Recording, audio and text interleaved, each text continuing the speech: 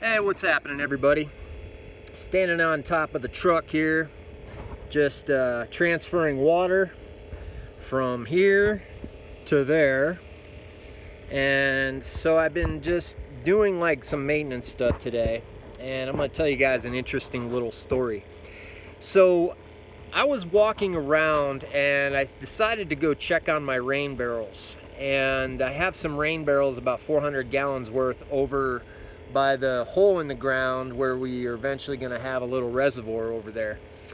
And I walked over there and I was just inspecting the barrels. I take the caps off and I'll actually smell the water, because if the water has like a bad odor because it's surface water I collected, I'll add a little bit of shock treatment to it just to keep the bacteria down and everything.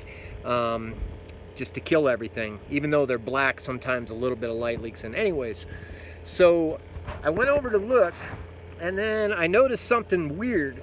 I noticed that 3 of the barrels actually had their caps off of them, and then one of the barrels, the cap was really loose. So at first I really didn't know what to make of it. I'm sitting here just kind of thinking about it and just going, man, I must have been really tired or something and to leave the caps off of these things.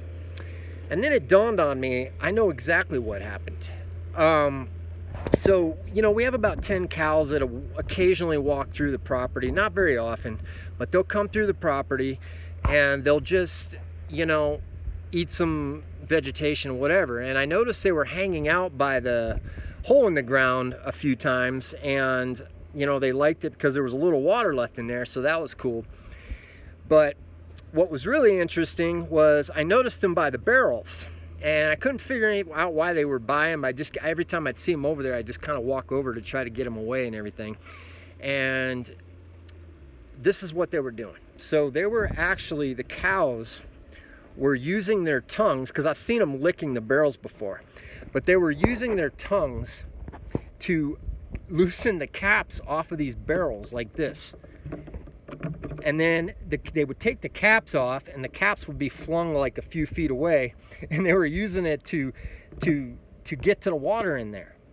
So they were thirsty. So I don't know where they learned it, but I thought it was quite an interesting little trick that they figured out. So I'm never going to call cows stupid again. I might have some other words for them, but I won't call them dumb, because I was actually impressed with that, with their intelligence there, that they actually figured out how to get the caps off these barrels. So anyways, that's my story, and I'm going to get back to work. Talk to you soon.